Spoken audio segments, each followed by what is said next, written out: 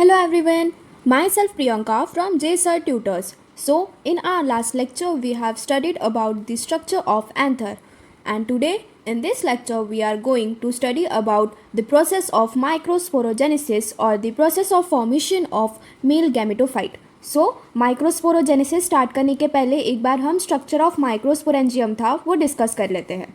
ठीक है.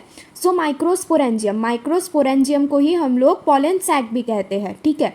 उसमें सर्कुलर आउटलाइंस होंगी एंड देन उसके बाद में माइक्रोस्पोरेंजियम के सेंटर पे कौन सा टिश्यू प्रेजेंट होगा? स्पोरोजिनस टिश्यू प्रेजेंट होगा. Sporogenous tissue at the centre in young anther. And sporogenous का मतलब क्या हुआ? कॉम्पैक्टली अरेंज होमोजीनस टिश्यू, मतलब कि वहाँ पर same type of homogeneous tissue present होते हैं, इसलिए उसे हमने क्या कहा है? स्पोरोजिनस टिश्यू कहा है. माइक्रोस्पोरेंजियम की बात कर रहे हैं तो वहाँ पर 4 वॉल लेयर्स प्रेजेंट होती है. बेसिकली कौन कौन सी आगे आ जाएंगी 4 वॉल लेयर्स? एक epidermis, endothecium, middle layer, tapetum and tapetum के अंदर में फिर हमारे पास में क्या प्रेजेंट होगा? स्पोरोजिनस टिश्यू प्रेजेंट होगा. एपिडर्मिस जो है ये आउटर मोस्ट लेयर है माइक्रोस्पोरेंजियम की, तो ये कौन सा फंक्शन परफॉर्म करेंगे? प्रोटेक्शन का. And dehiscence of anther that is pollen release. Then epidermis के बाद में कौन सी लेयर आती है? एंडोथीशियम. Then middle layer. ये दोनों भी protection and dehiscence of anther that is pollen release में हेल्प करते हैं. Then fourth layer that is last second layer कौन सी है हमारे पास में? टेपेटम की है. ठीक है. टेपेटम के अंदर में ही हमारे पास में mass of sporogenous tissue present है और स्पोरोजिनस टिश्यू से ही फर्दर फिर किसका डेवलपमेंट होता है? पोलन ग्रेन का डेवलपमेंट होता है. ठीक है. तो टेपेटम का फंक्शन क्या होगा? वो नरिशमेंट प्रोवाइड करेगा to the developing pollen grain. And then उसका जो साइटोप्लाज्म है वो कैसा होगा? डेंस होगा एंड उसमें मोर देन 1 न्यूक्लियस प्रेजेंट होगा, दैट इज मल्टी न्यूक्लिएट की कंडीशन अराइज होंगी. Next microsporogenesis. ठीक है. सो माइक्रोस्पोरोजेनेसिस, जेनेसिस का मतलब क्या होता है? फॉर्मेशन. माइक्रोस्पोर का formation, the process of formation of microspore is known as microsporogenesis. Microspore को ही हम क्या कहते हैं? पॉलिन ग्रेन कहते हैं. ठीक है. अब ये स्पोरोजिनस आ गया, तो अब ये जो माइक्रोस्पोर है वो किससे फॉर्म होंगे? स्पोरोजिनस टिश्यू से ही फॉर्म होंगे. ठीक है. तो सेल्स ऑफ स्पोरोजिनस टिश्यू को हमने क्या कहा है? पॉलन मदर सेल कहा है, क्योंकि हमें लास्टली किसका फॉर्मेशन करना है? पॉलन ग्रेन्स का फॉर्मेशन करना है. सो जैसे ही हम हमारी मम्मा से आते हैं तो हमारी मम्मा क्या हुई? वो हमारी मदर हुई एंड हम क्या हुए? चाइल्ड हुए. तो पॉलन ग्रेन अगर एक चाइल्ड है तो वो कहाँ से आएगा? वो भी उसकी मम्मा से आएगा. सो पॉलन ग्रेन कहाँ से आ रहा है? पॉलन मदर सेल से आ रहा है. तो उसकी पॉलन मदर सेल की प्लॉइडी क्या आ जाएंगी? 2n, डैट इज़ वो कैसा है? डिप्लॉइड है. यहाँ पर हमें क्या फॉर्म करना है? पॉलन ग्रेन फॉर्म करना है. उसकी प्लॉइडी कैसी है? हैप्लॉइड है, डैट इज़ n है.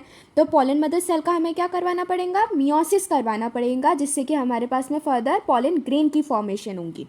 सो पॉलन मदर सेल का अगर मियोसिस हुआ देन हमारे पास में क्या फॉर्म होगा? माइक्रोस्पोर फॉर्म होगा which are arranged as tetrad. 4 cells form होंगे. देन उसमें से कुछ सेल्स जो है वो डिहाइड्रेट एंड डिसोसिएट होंगे एंड देन लास्टली हमारे पास में क्या बनेगा? पॉलन ग्रेन बनेगा. ठीक है. अब यहाँ पर हम लोग ने माइक्रोस्पोरेंजियम की बात कहा था. माइक्रोस्पोरेंजियम ही क्या है? पॉलन सैक है, जिसके अंदर में हमारे पॉलन ग्रेन्स प्रेजेंट होंगे. तो ऐसा नहीं है कि माइक्रोस्पोरेंजियम के अंदर में सिर्फ एक ही पॉलन ग्रेन प्रेजेंट होगा. माइक्रोस्पोरेंजियम के अंदर में thousands of pollen grains present होते हैं. Thousands of pollen grain in microsporangium. ठीक है. एंड देन उसके बाद में ये जो पॉलन ग्रेन है उनका डेहिसेंस होता है. ठीक है. Released by dehiscence of anther. And वो कौन सी लेयर के थ्रू डेहिसेंस का फंक्शन परफॉर्म करते हैं? Epidermis, endothecium and middle layer. Next we have a note here. 1 pollen mother cell give 4 pollen grain. तो एक मदर सेल कितने पॉलन ग्रेन देंगी? 4 पॉलन ग्रेन देंगी. Okay. Next we have the pollen grain और the male gametophyte. ठीक है. सो pollen grain को ही हम क्या कहते हैं? मेल गैमेटोफाइट कहते हैं. उनका स्ट्रक्चर कैसा होगा? छोटे छोटे होंगे, स्पेरिकल होंगे, छोटे छोटे. उनकी डायमीटर कैसी होंगी? 20 to 25 माइक्रोमीटर होंगी. बट ये जो पॉलन ग्रेन होते हैं ना, they differ greatly in size, shape and colour in different species. मतलब कि जितने भी डिफरेंट टाइप्स ऑफ स्पीशीज़ रहेंगी उनमें ये जो पॉलन ग्रेन का साइज़ रहेगा, शेप रहेगा, कलर रहेगा, वो डिफरेंट रहेगा. ठीक है. अब ये पॉलन ग्रेन जो है, अभी हमने देखा था कि पॉलन ग्रेन कहाँ से ओरिजिनेट हो रहे थे? पॉलन मदर सेल से. पॉलन ग्रेन कहाँ से फॉर्म हो रहे हैं, पॉलन मदर सेल से फॉर्म हो रहे हैं, तो वो कैसे होंगे, हैप्लॉइड होंगे। ठीक है, अब पॉलन ग्रेन कैसे हो गए, हैप्लॉइड हो गए। कैसे है वो, और नॉन मोटाइल है, मतलब कि अगर पॉलिनेशन की जो भी प्रोसेस वगैरह हो रही होंगी तो with the help of pollinators ही हो रही होंगी, बिकॉज पॉलन ग्रेन्स जो है वो नॉन मोटाइल है, वो मूव नहीं कर सकते हैं। देन उसके बाद में उनकी यूनिसेलुलर बॉडी होती है with single nucleus and they are surrounded by 2 layered sporoderm. Male gametophyte that is pollen grain, उनकी बॉडी कैसी है, यूनिसेलुलर है एंड उनमें सिंगल न्यूक्लियस प्रेजेंट होता है एंड उनकी जो बॉडी है it is surrounded by 2 layered sporoderm. अब पॉलन ग्रेन है, पॉलन ग्रेन में 2 लेयर्ड वॉल स्ट्रक्चर प्रेजेंट होती है हमारे पास में। ठीक है, अब ये फॉर एग्जांपल ये हमारा क्या है, पॉलन ग्रेन है। पॉलन ग्रेन कैसा दिख रहा है, ये 2 लेयर्ड स्ट्रक्चर दिख रहा है। सो इसका ये जो आउटर वाला पार्ट दिख रहा है, ये वाला, इसे हम क्या कहते हैं, ये वाला क्या हो गया, हमारा आउटर वाला पार्ट हो गया, इसे हमने क्या कहा है, एक्साइन कहा है। एंड देन उसके बाद में ये जो अंदर वाला पार्ट दिख रहा है, इसे हमने क्या कहा है, इंटाइन कहा है। ठीक है, सो एक्साइन, एक्साइन क्या है, ये हमारा हार्ड आउटर पार्ट है पॉलन ग्रेन का, जो कि किसका बना हुआ है, स्पोरोपोलेनिन का बना हुआ है। अब एक्साइन के कुछ ऐसे पोर्शन होते हैं जहाँ पर स्पोरोपोलेनिन एब्सेंट है। ये देखो, ये वाला एक्साइन का पोर्शन हो गया, बट ये इतने पार्ट पर यहाँ पर दिख नहीं रहा है ना कि एक्साइन प्रेजेंट है कि एब्सेंट है, तो यहाँ पर तो एक्साइन एब्सेंट दिख रहा है, मतलब कि यहाँ पर क्या एब्सेंट होगा, स्पोरोपोलेनिन एब्सेंट होगा। तो एक्साइन के ऐसे पार्ट जहाँ पर स्पोरोपोलेनिन एब्सेंट है उसे हम क्या कहेंगे, जर्म पोर कहेंगे। ठीक है, अब स्पोरोपोलेनिन, स्पोरोपोलेनिन क्या है, it is the most resistant organic material. ठीक है, and it can't be degraded, withstand high temperature, strong acid and alkali, and it is preserves as fossil. So sporopollenin को हम लोग प्रिजर्व्स एज फॉसिल की तरह use करते हैं and it is the most resistant organic material. Sporopollenin किसका component है, मतलब कि जो पॉलन ग्रेन है उसका जो एक्साइन वाला पार्ट है वो किससे बना है, स्पोरोपोलेनिन से बना हुआ है। अब एक्साइन का ऐसा पार्ट जहाँ पर स्पोरोपोलेनिन एब्सेंट है उसे हम क्या कहेंगे, जर्म पोर कहेंगे। ये हो गई हमारे आउटर पार्ट की बात। Now moving towards inner part of the pollen grain. Pollen grain के इनर पार्ट को हमने क्या कहा है, इंटाइन कहा है। इंटाइन इनर पार्ट वो कैसा है, थीन एंड कंटिन्यूअस है, जो कि किसका बना हुआ है, सेलुलोज एंड पेक्टिन का बना हुआ है। यहाँ पर ये पॉइंट याद रखने के लिए है, ये बहुत बार डिफ्रेंशिएटिंग फीचर्स में पूछ लेते हैं कि इंटाइन जो है वो किससे बना हुआ है, किससे बना है इंटाइन, सेलुलोज एंड पेक्टिन से बना है। एंड एक्साइन, एक्साइन किससे बना है, स्पोरोपोलेनिन से बना है। इंटाइन, इंटाइन के आई से याद रखना, इनर का आई, तो इंटाइन का कौन सा पार्ट है, इनर पार्ट है हमारे पोलन ग्रेन का। एंड एक्साइन की बात करेंगे तो एक्साइन कौन सा पार्ट हो गया, आउटर पार्ट हो गया हमारे पोलन ग्रेन का। ठीक है, नेक्स्ट साइटोप्लाज्म जो होता है, इसमें ये जितना भी साइटोप्लाज्म दिख रहा है it is surrounded by the plasma membrane, जो कि हर एक सेल ऑर्गेनल का हम लोग ने पढ़े थे कि उनका जो साइटोप्लाज्म है it is surrounded by the plasma membrane और the cell membrane. Now moving towards the structure of mature pollen grain. ठीक है, सो मैच्योर पोलन ग्रेन की बात करेंगे। जब हमारा जो पोलन ग्रेन है वो मैच्योर हो जाता है, मैच्योर होने के बाद में उसमें 2 टाइप की सेल्स प्रेजेंट होंगी। ठीक है, एक तो होंगी वेजिटेटिव सेल एंड दूसरी कौन सी होंगी, जनरेटिव सेल। ठीक है, तो जनरेटिव सेल क्या होती है, वो खुद मतलब कि वो बहुत ही छोटी सी होती है। वेजिटेटिव सेल, वेजिस मतलब कि हम लोग वेजिस वगैरह खाते रहते हैं, तो उससे याद रखना कि वेजिटेटिव सेल में एबेंडेंट फूड रिजर्व होगा। ठीक है, अब उसमें एबेंडेंट फूड रिजर्व होगा, बहुत ज़्यादा अमाउंट में फूड कंटेंट्स प्रेजेंट है, तो वो सेल कैसा होगा, बिगर होगा। ठीक है, वही अगर हम लोग जनरेटिव सेल की बात करेंगे तो जनरेटिव सेल जो होता है वो कैसा होगा, फिर स्मॉल होगा, क्योंकि उसका काम क्या होगा, जनरेट करने का ही काम होगा, तो वो कैसा होगा, स्मॉल होगा। And it floats in cytoplasm of the vegetative cell. Vegetative cell की अब न्यूक्लियस की बात कर लेंगे, तो वेजिटेटिव सेल जैसे कि हमारा बिगर सेल है तो उसमें इरेगुलर शेप न्यूक्लियस प्रेजेंट होगा, बट वही अगर हम जनरेटिव सेल के न्यूक्लियस की बात करेंगे तो उसका मतलब जो जनरेटिव सेल का जो शेप होता है वो कैसा होता है, स्पिंडल शेप का होता है। And then cytoplasm and nucleus भी प्रेजेंट होगा। ठीक है, सो यहाँ पर याद रखने का पॉइंट क्या है कि जो भी मैच्योर पोलन ग्रेन होता है उसमें 2 टाइप की सेल्स प्रेजेंट होती है, एक वेजिटेटिव सेल और दूसरी जनरेटिव सेल। तो वेजिटेटिव सेल से वेजीज याद रखना कि हम आज जैसे जैसे बड़े बड़े होते जा रहे हैं वैसे बहुत ज़्यादा क्रेज़ आ रहा है वेजीज वगैरह खाने का हेल्थ रिलेटेड से। सो वेजीज से उसमें बहुत ज़्यादा अमाउंट में अबेंडेंट फूड रिजर्व होगा। अबेंडेंट फूड ज़्यादा अमाउंट में अभी फूड रिजर्व हो रहा है वहाँ पर, मतलब कि वो सेल कैसा होगा, फिर बिगर होगा, उसका न्यूक्लियस कैसा होगा, इरेगुलर शेप्ड न्यूक्लियस होगा। देन जनरेटिव सेल की बात करेंगे तो जनरेटिव सेल का तो काम सिर्फ जनरेट करने का ही होता है, तो वो कैसा हो जाएगा, स्मॉल हो जाएगा and it floats in cytoplasm of the vegetative cell. ये देखो ये वाला जो दिख रहा है, ये बड़ा वाला जो सेल दिख रहा है ना, उसमें ये जो सेल दिख रहा है ये वाला तो इंटाइन वाला पार्ट हो गया। इंटाइन वाले पार्ट के अंदर ये जो बड़ा वाला पोर्शन दिख रहा है ये हो गया वेजिटेटिव सेल, और ये जो छोटा वाला पोर्शन दिख रहा है ये हो गया जनरेटिव सेल।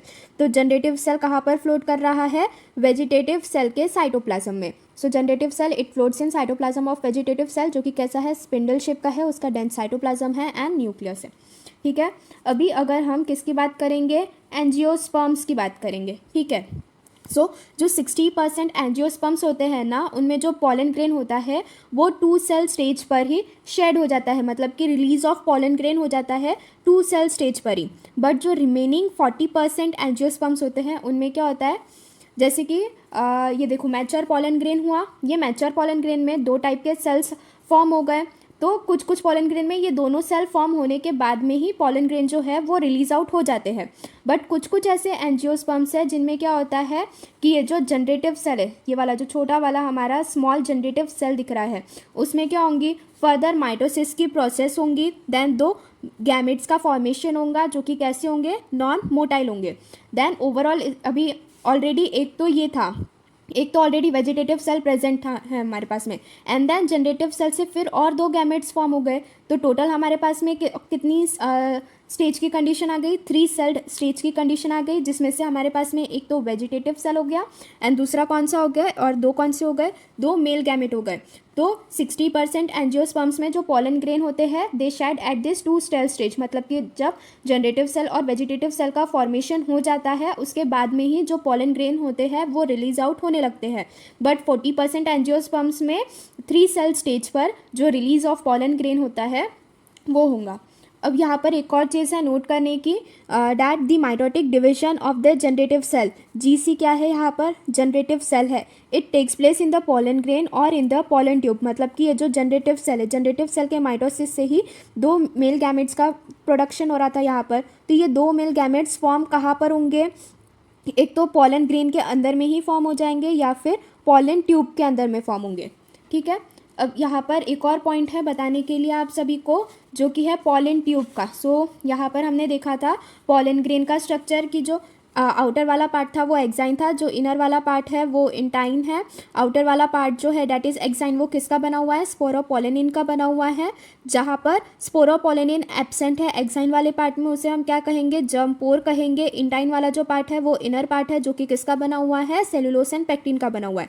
अब ये जो जर्म पोर है यही से क्या होता है, हमारा पॉलन ट्यूब का फॉर्मेशन होता है जैसे ही मैच्योर पॉलन ग्रेन बनता है। ठीक है, सो यहाँ पर हम लोग ने मैच्योर पॉलन ग्रेन का स्ट्रक्चर भी ये सभी चीज़ें डिस्कस कर ली है, नोट से की है।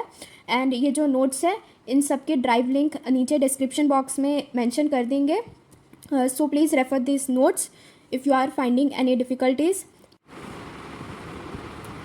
नेक्स्ट वी हैव पार्थेनियम और कैरेट ग्रास। पार्थेनियम को ही हम कैरेट ग्रास कहते हैं, which came to India as a contaminant with imported wheat. Next वो कैसा है, यूबिक्यूटस है, मतलब कि वो बहुत कॉमन जगह पर मिल जाता है, कॉमन प्लेसेस पर मिल जाता है इजीली। देन उसके बाद में ये जो पार्थेनियम है वो क्या कॉज करेगा, पॉलन एलर्जी कॉज करता है। ठीक है, ये जो कैरेट है वो क्या कॉज करेगा, पॉलन एलर्जी कॉज करेगा। अब ये जो पार्थेनियम या फिर कैरेट ग्रास है, इसके जो पॉलन ग्रेन्स है उसका एक एडवांटेज भी है और एक डिसएडवांटेज भी है। ठीक है, अब ये जो पॉलन ग्रेन्स है वो क्या कॉज कर रहे हैं, पॉलन एलर्जी कॉज कर रहा है, मतलब कि ब्रोंकियल एफ्लिक्शंस हो रहे हैं हमें। ठीक है, सो डिसएडवांटेजेस में क्या आ जाएगा, allergies and bronchial afflictions which leads to chronic respiratory disorder, example asthma and bronchitis.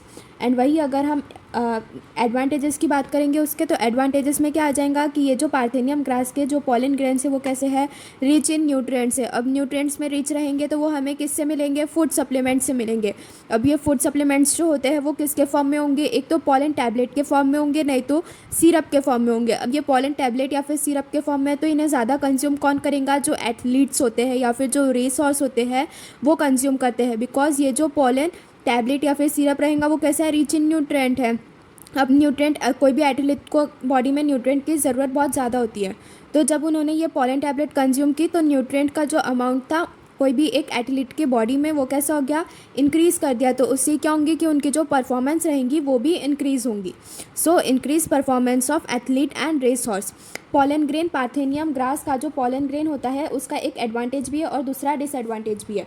ठीक है, तो सबसे पहली बात, ये जो पार्थेनियम ग्रास का जो है वो क्या करेगा, पॉलन एलर्जी कॉज करेगा। पॉलन ग्रेन्स जो होते हैं उसके एक एडवांटेज है और एक डिसएडवांटेज है। पहले डिसएडवांटेज देख लेते हैं कि ये जो पॉलन ग्रेन होते हैं वो क्या करेंगे, पॉलन एलर्जी कॉज करेंगे। Allergies and bronchial afflictions which leads to chronic and respiratory disorders that is asthma and bronchitis. And वही अगर हम इसके एडवांटेजेस की बात करेंगे तो पॉलन ग्रेन जो है वो कैसे है, रिच इन न्यूट्रिएंट्स है। न्यूट्रिएंट्स में वो हमें किसके फॉर्म में मिलेंगे, फूड सप्लीमेंट्स के फॉर्म में मिलेंगे। फूड सप्लीमेंट में अभी हम उसे कैसे कंज्यूम कर सकते हैं, या पोलन टैबलेट या फिर सिरप के फॉर्म में उसे हम कंज्यूम कर सकते हैं। अब ये जो रिच इन न्यूट्रिएंट्स होते हैं तो वो क्या करेंगे, जो परफॉर्मेंस रहेगा एथलीट का वो इंक्रीज़ करेंगे, increase performance of athlete and race horse. अब ये जो पोलन टैबलेट्स है वो स्पेशली हमें कहाँ मिलेंगी, वेस्टर्न कंट्रीज़ में मिलेंगी, specially in western countries. Okay, next we have pollen viability. So viability का मतलब क्या होता है, जैसे ही पॉलन ग्रेन्स जो होते हैं वो रिलीज़ आउट हो जाते हैं एंड जर्मिनेट होते हैं स्टिग्मा पर, तो रिलीज़ होने के बाद में जो पॉलन ग्रेन है वो कितने टाइम तक के फंक्शनल है उसे हम क्या कहेंगे, पॉलन वायबिलिटी कहेंगे। अब ये जो पॉलन वायबिलिटी होती है वो कैसी है, हाईली वेरिएबल है, बिकॉज वो जो आउटर सराउंडिंग एनवायरनमेंट है उस पर डिपेंड करेंगी, जैसे कि टेम्परेचर हो गया या फिर ह्यूमिडिटी हो गया, इस पर जो पॉलन की वायबिलिटी होती है वो डिपेंड करती है। मतलब कितने टाइम तक के वो पॉलन ग्रेन फंक्शनल है वो डिपेंड करेगा उसके surrounding temperature and humid nature पे। Next we have the example, जैसे कि राइस और व्हीट प्लांट्स होते हैं उनमें जो पॉलन वायबिलिटी है it last for 30 minutes and in some families like Rosaceae, Leguminosae and Solanaceae, जितनी भी प्लांट फैमिलीज होती है उनमें जो पॉलन वायबिलिटी होती है वो कुछ महीनों तक के रहती है, फॉर फ्यू मंथ्स। ठीक है, पॉलन वायबिलिटी, हमारा पॉलन ग्रेन जो है वो रिलीज़ होने के बाद में कितने टाइम तक के फंक्शनल रहेगा उसे हम क्या कहेंगे, वायबिलिटी कहेंगे। पॉलन ग्रेन की जो वायबिलिटी होती है वो हाईली वेरिएबल होती है, जो कि टेम्परेचर एंड ह्यूमिडिटी पर डिपेंड करेंगी। राइस एंड व्हीट में जो पॉलन वायबिलिटी है वो 30 मिनट्स तक के होगा, and plant families like Rosaceae, Leguminosae and Solanaceae में जो पॉलन वायबिलिटी है वो फ्यू मंथ्स तक के भी होती है।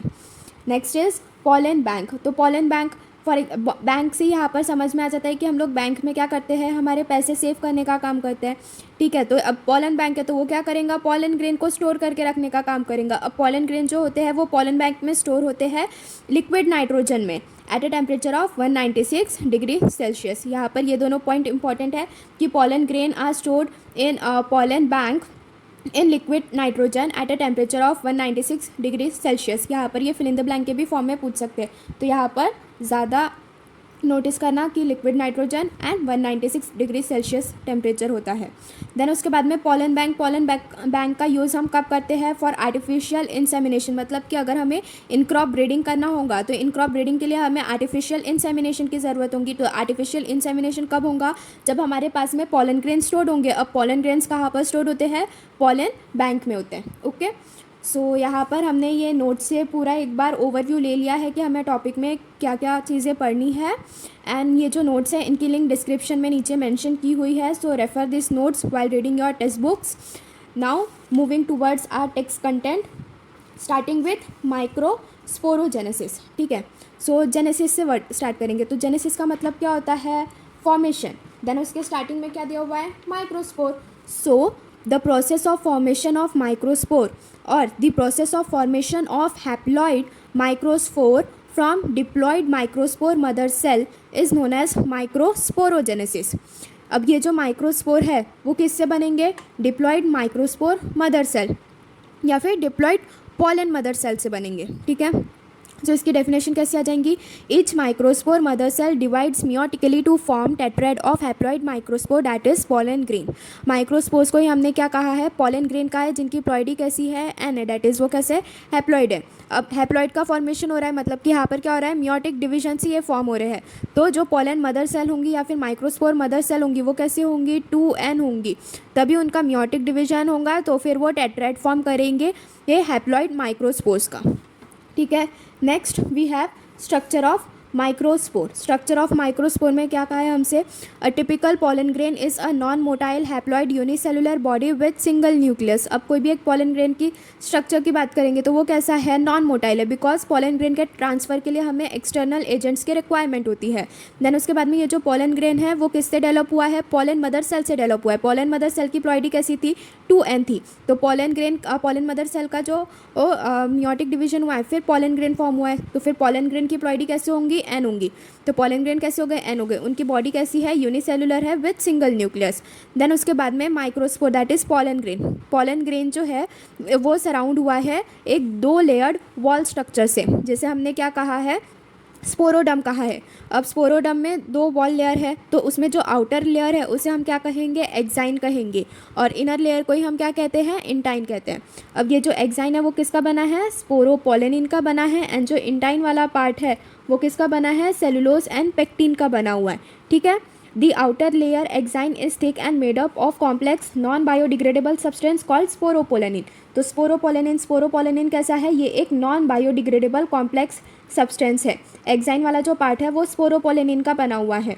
कुछ जगह पर ये जो एक्साइन वाला पार्ट है वो कैसा होता है, थिन होता है, जहाँ पर ये जो स्पोरोपोलेनिन का डिपोजिशन है ना वो बहुत ही कम होगा या फिर नहीं के बराबर होता है, तो उस स्पॉट को हम क्या कहते हैं, फिर जर्म पोर्स कहते हैं। ठीक है, इट मे बी स्मूथ और with a sculptured pattern that is characteristic of the species. It is resistant to chemicals. At some places exine is very thin showing thin areas known as germ pore. Germ से ही, पोर से ही फिर further जब pollen grains germinate हो जाएंगे on the surface of stigma, तब क्या होगा कि जर्म पोर से ही पॉलन ट्यूब का फॉर्मेशन होने लग जाएगा। ठीक है, तो जहाँ पर एक्साइन का पोर्शन थिन रहेगा उसे हम क्या कहेंगे, जर्म पोर्स कहेंगे। They are meant for the growth of emerging pollen tube during germination of pollen grain. The inner wall layer intine consist of cellulose and pectin. अंदर वाली जो वॉल लेयर है स्पोरोडम की, 2 वॉल लेयर है, एक outer है और दूसरी इनर है। तो आउटर वाली स्पोरोपोलेनिन की बनी है जो कि एक नॉन बायोडिग्रेडेबल कॉम्प्लेक्स सब्सटेंस है। एक्साइन का ऐसा थिन पोर्शन जहाँ पर स्पोरोपोलेनिन एब्सेंट है या फिर बहुत ही कम अमाउंट में प्रेजेंट है उसे हमने क्या कहा है, जर्म पोर कहा है। फिर after the germination of pollen grain on stigma, germ pore से ही पॉलन ट्यूब का एमर्जेंस होता है। देन उसके बाद में जो इनर वॉल लेयर है स्पोरोडम की उसे हमने क्या कहा है, इंटाइन कहा है, जो कि किसकी बनी हुई है, सेलुलोज एंड पेक्टिन की बनी है। ठीक है, next on page number 4 first we have the always remembered part. तो ये वाला जो बॉक्स में जितने भी पार्ट्स दिए हुए हैं ये सभी पार्ट्स अच्छे से करके जाना, क्योंकि इससे रिलेटेड ही क्वेश्चन में जो इंटरनल क्वेश्चंस रहते हैं वो पूछे जाते हैं, या फिर एमसीक्यू या फिर 1 सेंटेंस क्वेश्चंस। इसी से ये ऑलवेज रिमेंबर वाला जो बॉक्स है इसी से ही पूछते हैं। ठीक है, सो पॉलन वायबिलिटी देखा था हमने अभी थोड़ी देर पहले कि वायबिलिटी का मतलब क्या होता है कि after the germination of pollen grain और after the release of pollen grain, वो पॉलन ग्रेन कितने देर तक के फंक्शनल रहेगा उसे हम क्या कहते हैं, पॉलन वायबिलिटी कहते हैं। Pollen viability is the functional ability of pollen grain to germinate to develop male gametophyte. It depends upon the environmental conditions of temperature and humidity. It is 30 minutes in rice and wheat, but in some members of family Solanaceae, Rosaceae, Leguminaceae it lasts even for months. ठीक है, next we have development of male gametophyte. ठीक है, male gametophyte का development कैसे होगा, सो pollen grain से ही हमारा जो मेल गैमेटोफाइट है उसका डेवलपमेंट होगा। अब ये जो पॉलन ग्रेन बना है वो क्या होगा, उसका फर्स्ट मियोटिक डिवीजन होगा। तो फर्स्ट ये देखो, ये जैसे ये पॉलन ग्रेन है, ये पॉलन ग्रेन का फर्स्ट मियोटिक डिवीजन हुआ तो उसने क्या फॉर्म किया, 2 सेल्स फॉर्म किए, एक जनरेटिव सेल फॉर्म किया और दूसरा वेजिटेटिव सेल फॉर्म किया। ठीक है, अब जो कुछ एंजियोस्पर्म्स होते हैं उनमें जो जनरेटिव सेल है वो फिर और फर्दर 2 सेल्स में डिवाइड करता है। ठीक है, सो उसके बाद में यहाँ पर देखो ये जो पॉलन ग्रेन था वो उसका फर्स्ट मेयोटिक डिवीजन हुआ, 2 सेल्स में डिवाइड हुआ, vegetative cell and generative cell. अब वेजिटेटिव सेल से वेजेस याद रखना कि अभी जैसे ही न्यू जनरेशन्स आ रही है तो उन्हें वेजेस खाना बहुत ज़्यादा पसंद है, तो वेजेस में large amount of food content present होता है या फिर वो रिच इन फूड होते हैं, तो इसलिए वो सेल्स कैसे होंगे, रिच इन फूड होंगे, तो उनका जो साइज़ है वो कैसा होगा, बड़ा होगा, एंड उनका जो न्यूक्लियस है वो इरेगुलर शेप का होगा। देन नेक्स्ट अगर हम किसकी बात करेंगे, जनरेटिव सेल की बात करेंगे, तो जनरेटिव सेल जो होता है वो क्या करता है, जो वेजिटेटिव सेल का साइटोप्लाज्म है उसमें फ्लो करता है एंड वो बहुत छोटा सा होता है, ठीक है। So the pollen grain marks the beginning of male gametophyte. It undergoes first meiotic division to produce bigger naked vegetative cell and small thin walled generative cell. The vegetative cell that is wages से याद रखना कि जैसे अभी new generation आ रही है तो उन्हें वेजेस खाना ज़्यादा पसंद होता है, तो वेजेस कैसे होते हैं, रिच इन फूड होते हैं, तो वेजिटेटिव सेल कैसा है, रिच इन फूड है and having irregular shape nucleus. The generative cell floats in the cytoplasm of the vegetative cell. Next, the second meiotic division is concerned with generative cell only and give rise to 2 non-motile male gametes. अभी मैंने यही बताया था कि जो कुछ angiosperms होते हैं, दैट इज़ 40% ऑफ एंजियोस्पर्म्स, उनमें क्या होता है कि ये जो जनरेटिव सेल है वो फिर फर्दर 2 सेल्स में डिवाइड होता है, तो टोटल हमारे पास में कितने सेल्स फॉर्म होते हैं, लास्ट में एक वेजिटेटिव सेल और 2 मेल गैमेट्स फॉर्म होते हैं, और ये जो मेल गैमेट्स फिर यहाँ पर प्रोड्यूस हुए हैं वो भी कैसे हैं, नॉन मोटाइल है, ठीक है। The first meiotic division of the generative cell takes place either in pollen grain और in the pollen tube. तो जो फर्स्ट माइटोटिक डिवीजन होता है किसका, जनरेटिव सेल का, वो कहाँ पर होगा, या तो पॉलन ट्यूब में होगा या फिर पॉलन ग्रेन में होता है। और फिर ये जो पॉलन ग्रेन्स होते हैं they are shed from the anther at this 2 cell stage in most of the angiosperms. मतलब जो जितने भी 60% ऑफ एंजियोस्पर्म्स होते हैं उनमें ये जो पॉलन ग्रेन्स होते हैं वो 2 सेल स्टेज में ही रिलीज आउट हो जाते हैं, मतलब कि शेड हो जाते हैं। मतलब कि जब पॉलन ग्रेन्स जो है उनका जब वो फर्स्ट माइटोटिक डिवीजन होता है, पॉलन ग्रेन्स एक बार फिर से रिवाइज कर लेते हैं। डेवलपमेंट ऑफ मेल गैमेटोफाइट, इसमें जो पॉलन ग्रेन था उसका फर्स्ट माइटोटिक डिवीजन हुआ तो 2 सेल्स फॉर्म हुए, एक वेजिटेटिव सेल और एक जनरेटिव सेल। वेजिटेटिव सेल से याद रखना कि जैसे ही जनरेशन आ रही है, अभी न्यू जनरेशन, उन्हें वेजेस खाना ज़्यादा पसंद है, तो वेजिटेटिव सेल कैसा रहेगा, रिच इन फूड रहेगा और उनका इरेगुलर शेप न्यूक्लियस रहेगा एंड वो बिगर इन साइज़ होगा। वही अगर हम जनरेटिव सेल की बात करेंगे तो जनरेटिव सेल जो होता है वो वेजिटेटिव सेल के साइटोप्लाज्म में फ्लो करेगा एंड वो स्मॉल होगा एंड थिन होगा एकदम। देन उसके बाद में ये जो जनरेटिव सेल है, कुछ ऐसे 40% ऑफ एंजियोस्पर्म्स है जिनमें क्या होता है कि ये जो जनरेटिव सेल है वो फिर फर्दर डिवाइड होता है into 2 non motile male gametes. So 3 cell stage में हमारे पास में क्या होता है, एक वेजिटेटिव सेल प्रेजेंट होता है और 2 मेल गैमेट्स प्रेजेंट होते हैं। लेकिन most of the angiosperms that is 60% of angiosperms में क्या होता है कि जो पॉलन ग्रेन्स होते हैं वो शेड ऑफ कर जाते हैं एट दिस 2 सेल स्टेज। मतलब कि जब जो पॉलन ग्रेन है जब वो वेजिटेटिव सेल और जनरेटिव सेल में डिवाइड हो जाएंगे तभी जो पॉलन ग्रेन्स है वो रिलीज आउट हो जाते हैं। ओके, सो यहाँ पर ये इतना था हमारा डेवलपमेंट ऑफ मेल गैमेटोफाइट। अगर आपको वीडियो अच्छी लग रही है then please like, share and subscribe our channel, and if you are having any queries then do message in the comment box. Thank you.